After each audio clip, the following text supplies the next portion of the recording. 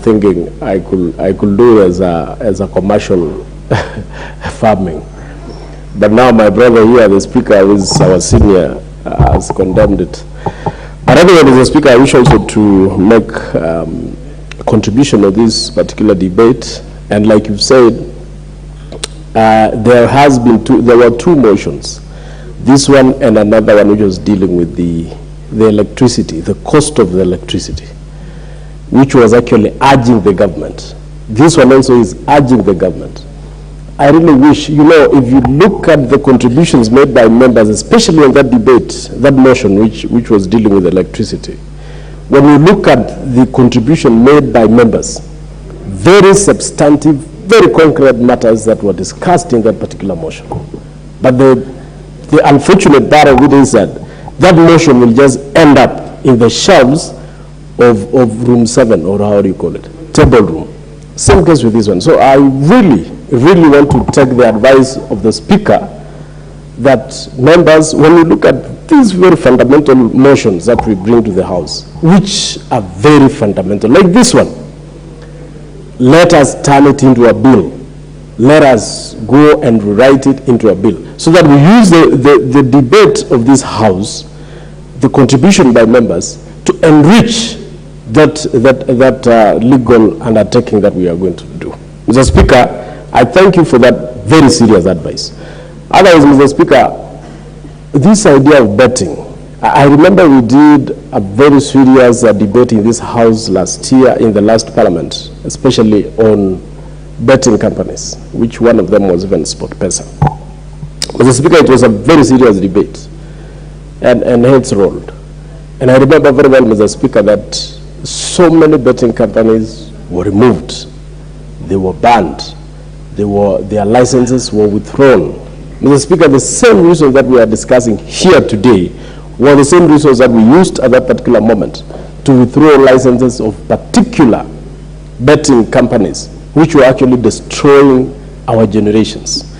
Mr. Speaker, I've heard the Deputy President of this country talking about illicit drinks, which is actually almost removing a whole generation of young men. Mr. Speaker, the same situation is happening with the betting companies, Mr. Speaker. The betting game in this country, Mr. Speaker, is actually also destroying almost a whole generation, Mr. Speaker. Even students who are in school, they don't even, they don't even take time to read anymore. Because their minds, they are waiting for the results, either in the radio, either in TV, either in their phones, whether they have won or not. Mr. Speaker, on personal level, or even on our capacity as members of Parliament. But Mr. Speaker, there has been a lot of demands by these students, either those are in the universities or in colleges or in secondary schools, asking for some money, which of course we cannot substantiate. We do not know whether that money goes to school, but they will tell you today they want this particular amount of money. Today the school wants this particular amount of money. And it's not big money, 500, 1,000, Mr. Speaker. So, but since we have learned that these monies, most of 80% of these monies that we send to these particular students don't go to school. They go to betting. They load in their phones so that they can bet either what is in those particular betting. Mr. Speaker, I count myself lucky because I have never participated in any betting in my life, even when I was young. When people used to go to those cards where somebody says which card is for money, card in your pesa, or something like that, I resisted to participate in those particular bettings because I knew it was going to attract me to those particular games, which I've always understood has nothing but waste your time. So, Mr. Speaker, I'm in full support of the member who introduced this particular motion to this House, that members of the TV stations and the radio stations that participate in betting must, we are not saying we should remove them from those particular things. But they must acquire licenses as betting companies. Just like the ordinary betting companies outside those radio TV stations. They must also acquire licenses so that if they want to participate in betting, they must have the licenses for betting.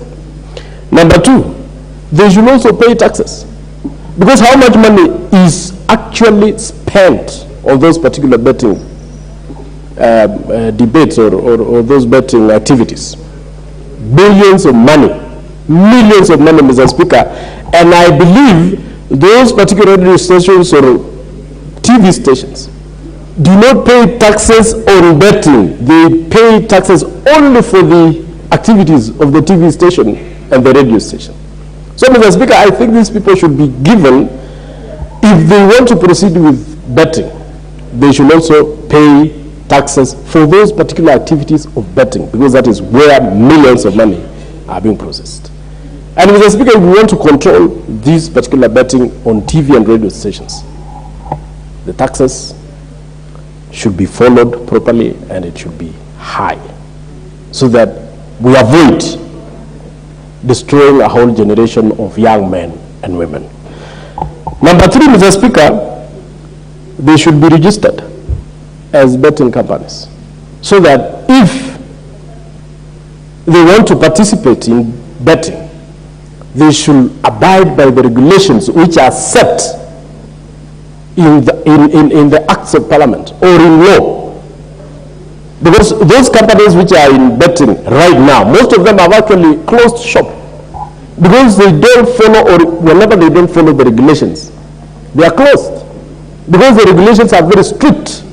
Because the rules which are being used or which has been set by this House, Mr. Speaker, are so strict that most of them cannot abide by them, and therefore they close shop.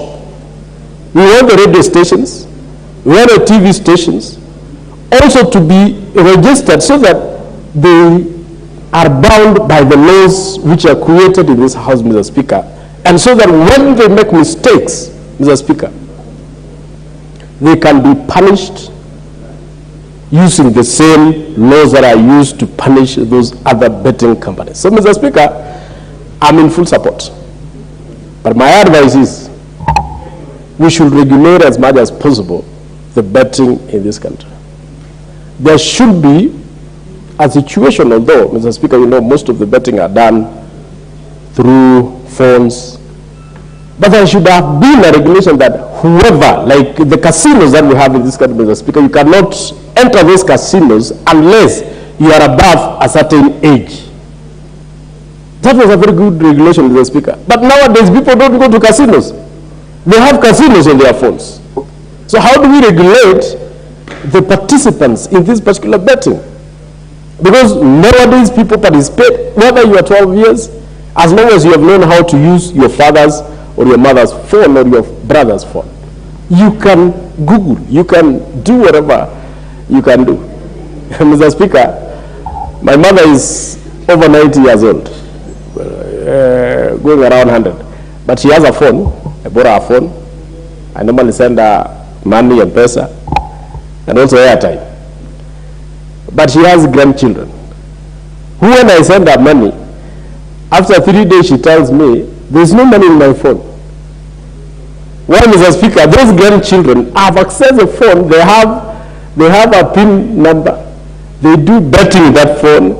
You know, Mr. Speaker, how do we regulate so that the young men who are above or who are below either the age of 20 or 25 do not participate in betting? How? Because these TV stations, these radio stations, they just allow access by anybody, whether you are 12 years, whether you are 10 years, whether you are 25 years, they allow access. How do we regulate that? So that is a question for the